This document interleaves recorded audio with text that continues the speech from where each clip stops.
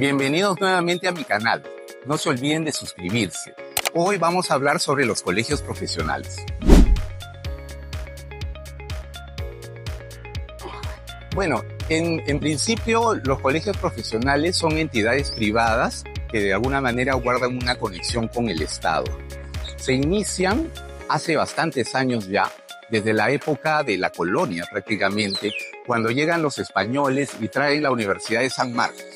Cuando traen la Universidad de San Marcos trajeron dos profesiones muy importantes para el país: la Escuela de Medicina de San Fernando y la Escuela de Derecho de la Universidad de San Marcos, ¿no? Ambos iban a votar unos médicos y los otros abogados, ¿no? En el caso de los abogados iban a ser la base del Poder Judicial para administrar justicia propiamente, ¿no? Y en el caso de los médicos es regular el tema de la salud, atender la salud del lugar, ¿no? En este caso del Perú. Entonces, con los años se vio la necesidad de que existan entidades que ayuden a regular el ejercicio de estas dos profesiones, que son las más antiguas, las que han tenido los colegios más antiguos, ¿no? Porque se hicieron casi medios sindicales, o sea, porque, por ejemplo, todos los médicos tenían que trabajar para el Estado porque tenían que atender una necesidad pública que era la salud pública, ¿no? Entonces, el Estado regulaba sus sueldos, regulaba una serie de cosas y por lo tanto tenían que cumplir pues las reglas del Estado y la entidad del colegio profesional ayudaba, digamos, a esa función ética que tenían que cumplir de servicio a la comunidad propiamente, tanto en el caso de los médicos como en el caso de los abogados.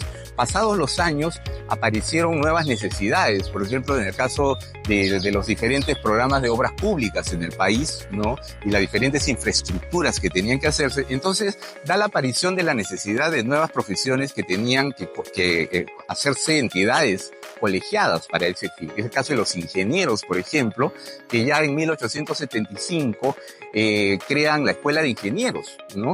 Y con ello, digamos, se diversifica la profesión de ingeniería y era necesario que muchos de estos profesionales que trabajaban para el Estado, de igual manera que los médicos y los abogados, tuvieran pues una conexión de una entidad privada propia de ellos, ¿no? Que pudiera ayudar en esa regulación y fiscalización del ejercicio profesional de estas profesiones, ¿no?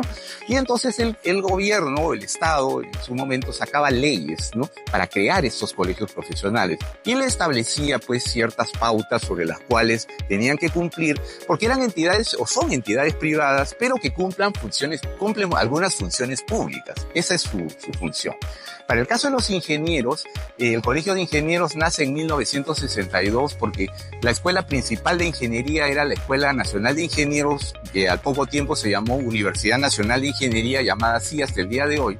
Y ahí se enseñaba además arquitectura.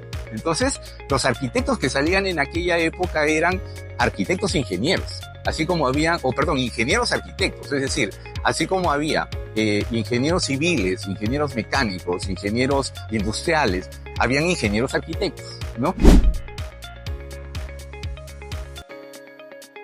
Bueno, el Colegio de Arquitectos es una entidad privada con algunas funciones públicas. ¿A qué me refiero con ello? Cuando digo funciones públicas, son aquellas que el Estado tiene que cubrir para satisfacer las necesidades de la población en general. Por ejemplo, los edificios. Se tienen que construir edificios, pero los edificios se tienen que construir bien, en condiciones buenas de habitabilidad.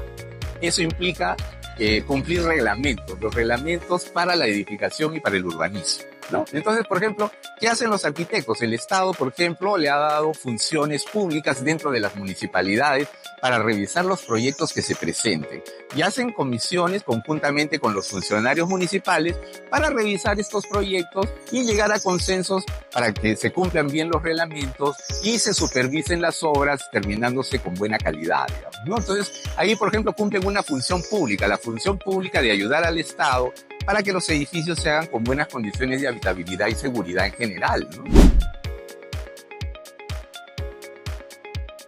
Bueno, en principio yo creo que es importante que exista el Colegio de Arquitectos, primero porque los agrupa y los hace una unidad. Entonces el Colegio de Arquitectos, al ser un vocero de la sociedad para el mundo de la profesión, es bien importante porque puede ver todos los detalles en qué falla la profesión, en su formación, ¿no?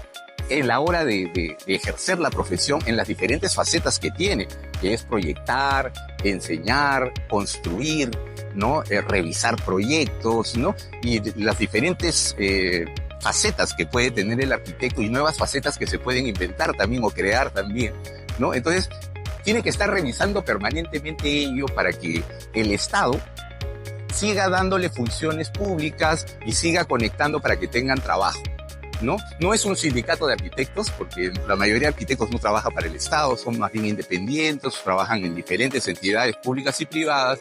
Yo creo que tampoco debe aspirar a hacer un sindicato de arquitectos el Colegio de Arquitectos. Espero haya sido de tu agrado y házmelo saber en tus comentarios. Y no te olvides de suscribirte a mi canal.